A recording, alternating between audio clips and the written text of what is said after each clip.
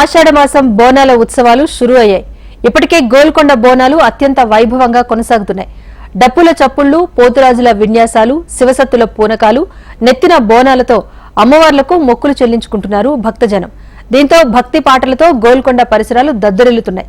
ఇదే అంశంపై మరింత సమాచారం గోల్కొండ నుంచి మా ప్రతినిధి గౌతమి అందిస్తారు. ఆషాఢ మాసంలో బోనాలు ప్రతి ఒక్క భక్తులు జరుపుకునే ఒక పండుగ. అయితే ఈ సీజన్ ఇప్పుడే వర్షాలు ప్రారంభమయ్యే వేళ కాబట్టి సీజనల్ రోగాలు కానీ ఏమీ రాకుండా మరి వర్షాలు మంచిగా పడి రైతులకి మంచి పంట పండాలని చెప్పేసి అయితే మొక్కుకుంటుంటారు.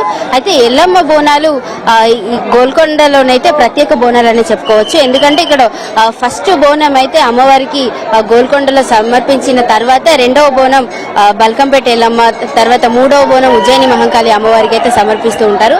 అయితే ఇక్కడ మొదటి బోనం ఈ రోజు ప్రారంభమైంది కనుక భక్తులు తండోపతండాలుగా వచ్చారు. మనం చూస్తూనే ఉండొచ్చు విజువల్స్ లో చాలా మంది అయితే లైన్ లో నిల్చుని ఉన్నారు. అయితే ఒక క్యూ పద్ధతిలోనైతే వెళ్లి అమ్మవారిని దర్శించుకుంటూ ఉన్నారు. అయితే ఉదయం నుండి మొదలుకొని ఈ రోజు మొత్తం గడిచే వరకు అయితే ఇలాగే భక్తుల రద్దీ విపరీతంగా ఉండే అవకాశం అయితే ఉంది. ఎందుకంటే కేవలం నగరం నుండే కాకుండా వివిధ ప్రాంతాల నుండి వివిధ రాష్ట్రాల నుండి అయితే భక్తులు తండోపతండాలుగా వస్తూ ఉన్నారు. అయితే ప్రస్తుతం ఇక్కడనైతే బోనాలు వేప చెట్టు దగ్గర ఈ సమర్పించిన తర్వాత లోపలికి వెళ్లి జగదాంబిక అమ్మవారిని అయితే దర్శించుకొని ఆ తర్వాత తిరుగు ప్రయాణం అయితే పెడుతూ ఉన్నారు. అయితే ఇక్కడ చాలా మంది భక్తులు అయితే క్యూ పద్ధతిలో ఉన్నారు. వీరితోనైతే మాట్లాడి తెలుసుకునే ప్రయత్నం చేద్దాం. వారు ఎక్కడి నుండి వచ్చారు, అమ్మవారిని ఎలా దర్శించుకుంటున్నారు, ఇక్కడ బోనాలు ఎలా జరుగుతున్నాయని చెప్పేసి. ఎక్స్క్యూజ్ మీ, చెప్పండి ఎక్కడి నుండి వచ్చారు మీరు? మేము ఆంధ్ర నుంచి వస్తున్నాం, ఫస్ట్ టైం వస్తున్నాం. ఎలా అనిపిస్తుంది ఎల్లమ్మ బోనాలు? చాలా హ్యాపీగా ఉంది, చూడడం దర్శనంకి వెళ్దామని వెళ్తున్నాం. మీరు ఎక్కడి నుండి వచ్చారు? తెలంగాణ, కరీంనగర్. కరీంనగర్ నుండి ఎల్లమ్మ దర్శనాని కోసం ఇక్కడికి వచ్చారా? అవును. ఎలా అనిపిస్తున్నాయి ఈసారి బోనాలు? అనిపిస్తుంది, ఫస్ట్ టైం నేను కూడా రావడం ఇక్కడికి, చాలా చాలా హ్యాపీగా ఉన్నాను.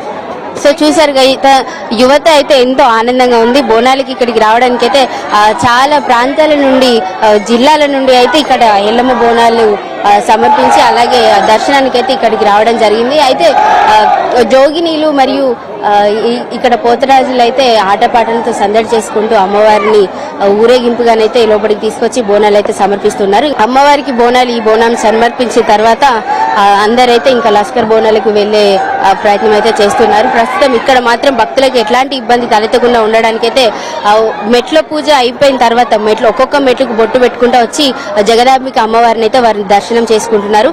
అయితే మార్గ మధ్యంలో వాళ్ళకి ఎటువంటి ఇబ్బందులు తలెత్తకుండా ఉండడానికైతే మెడికల్ సిబ్బందిని కానీ అక్కడ ఏర్పాటు చేయడం జరిగింది.